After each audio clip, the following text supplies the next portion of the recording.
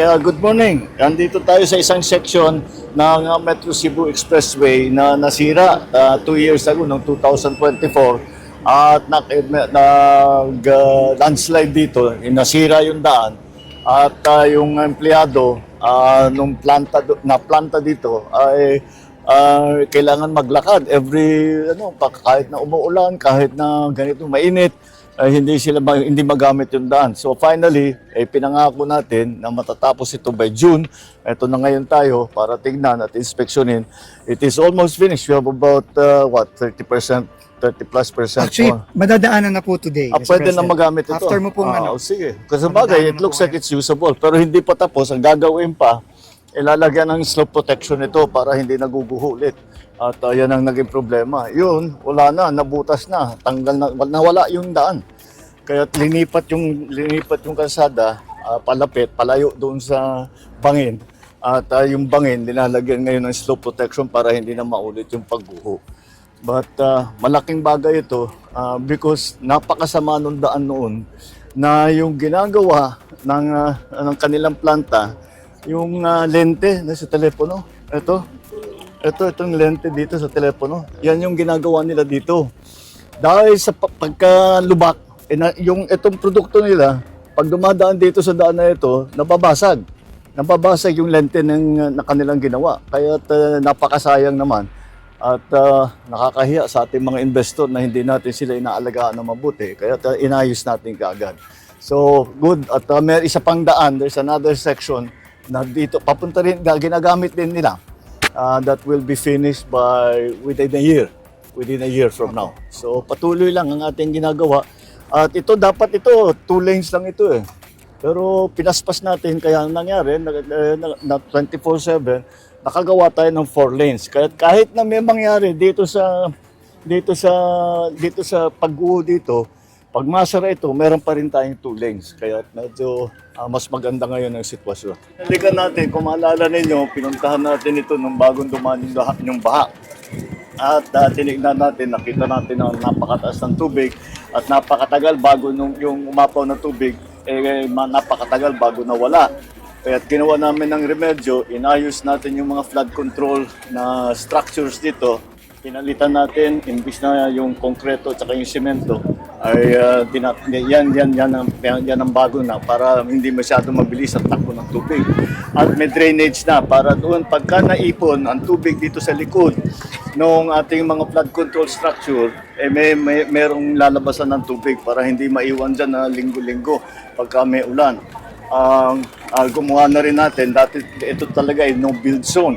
Kaya ginawa natin ang paraan together with the help of the local governments na ang pag-relocate ng ating mga kasama, mga kababayan natin na nakatira dito ay siyempre patuloy yan kasi nasa peligro sila pagka sila nandito. Kung maalala ninyo, yung iba sa inyo kasama namin, nandun kami sa taas ng tulay nung in-inspection namin. Ngayon, napakalaking bagay, medyo nalinis na. Pero tutuloy pa rin namin hanggang doon. Hindi pa tapos ito. We will still continue to repair and to redesign the flood control here. I think it's an opportune time also na mabanggit na yung mga dam projects, kung maalala ninyo, 3 ang malaking ilog dito sa Cebu. At kaya yung pag bumaba ang tubig, doon galing ang baha, doon sa tatlong ilog na yun. Meron na tayong plano para maglagay ng dam sa taas. Dito sa Manangan River is a 70 meter dam.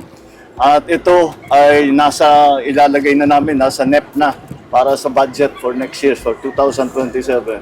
Naka-budget na, titiyakin natin na hindi magagalaw yung budget na yung pagdaan sa budget process. So patuloy lang ang ginagawa natin para hindi na maulit yung napakalaking perwisyo nung pagdaan ng bagyo, ng Tino, at saka nung pagdaan nung baha dito at ang daming nasira.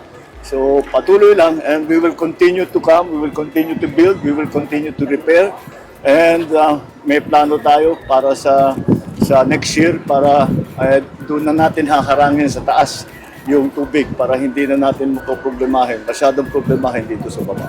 Okay?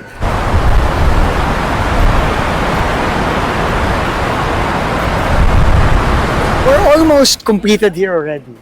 No, pero ang importante dito is the work does not stop. The work does not stop. So, meaning we still have to protect the river. We have to make sure wala na magtatayo ulit dito, and we have the commitment from Governor Pam and Mayor Samsam. And then, while we are rehabilitating, we have to already plan for the bigger projects, the Mananga Dam and the other projects that we will do here. So tuloy-tuloy lang tayo. The work never stops. No? It's just, we just have to keep on pushing and pushing until we really come to a point na protektado na yung mga communities natin. Sa pagdating ng bagyo, sir, marami hindi mo maisip. Halos abot dyan ang tubig. Kaya maraming mga bahay, halos 90% almost more than 90% yung nakuan. Yung government natin, sir, hindi na huminto ng bumigay ng tulong at naghanap ng mga relocation.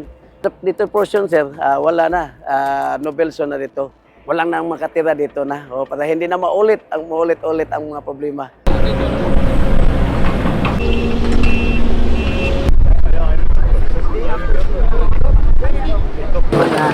Binalikan natin, kung maalala ninyo, pinuntahan natin ito nung bagong dumating yung baha.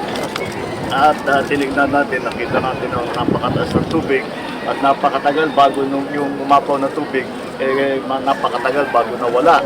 Kaya ginawa namin ng remedyo, inayos natin yung mga flood control na structures dito at may drainage na para doon pagka naipon ang tubig dito sa likod nung ating mga flood control structure, merong lalabasan ng tubig. Ito talaga ay no-build zone. Kaya ginawa natin ang paraan together with the help of the local governments pag-relocate ng ating mga kasama, mga kababayan natin na nakatira dito. Kasi nasa peligro sila pagka sila nandito. I think it's an opportune time also na mabanggit na yung mga dam projects, meron na tayong plano para maglagay ng dam sa taas. Dito sa Mananga River is a 70 meter dam. So patuloy lang, and we will continue to come, we will continue to build, we will continue to repair, and may plano tayo para sa next year para doon na natin haharangin sa taas yung tubig para hindi na natin masyadong problemahin.